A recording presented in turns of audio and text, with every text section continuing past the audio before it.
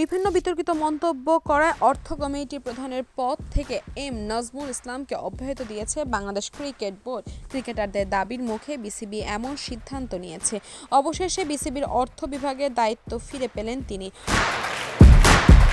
গতকাল বিসিবির পরিচালনা পর্ষদের সভায় যোগ দিয়েছেন নাজমুল। সেখানে তাকে অর্থ বিভাগের দায়িত্ব ফিরিয়ে দেওয়া হয়।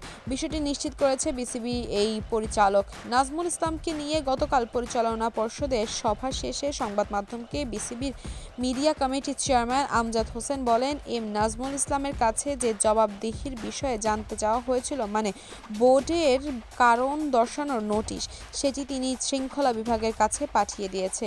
সেটা বিসিবির শৃঙ্খলা বিভাগ বোধ হয় কোনো এক জায়গায় বিবৃতি দিয়েছে যে তার উত্তর সন্তোষজনক ছিল।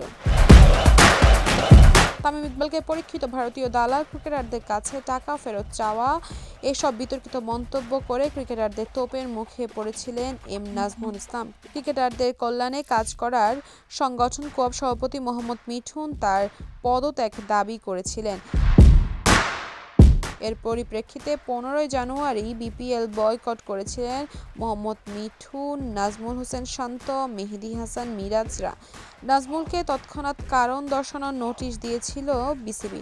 48 ঘণ্টার মধ্যে লিখিত জবাব দিতে বলা হয়েছিল। 18 জানুয়ারি বিসিবির প্রধান ফয়জুর রহমান মিতু জানিয়েছিলেন, নাজমুলের চিঠি জবাব বোর্ড পেয়েছিল।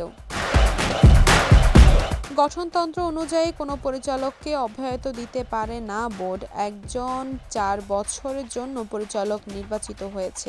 শুধু মৃত্যু হলে, মানসিক ভারসাম্য হারালে, শৃঙ্খলাজনিত শাস্তি হলে, অর্থনৈতিকভাবে দেউলিয়া হলে, তারপর 3টি বোর্ড সভায় অনুপস্থিত থাকলে পরিচালক পদ শূন্য ঘোষণা করা হবে।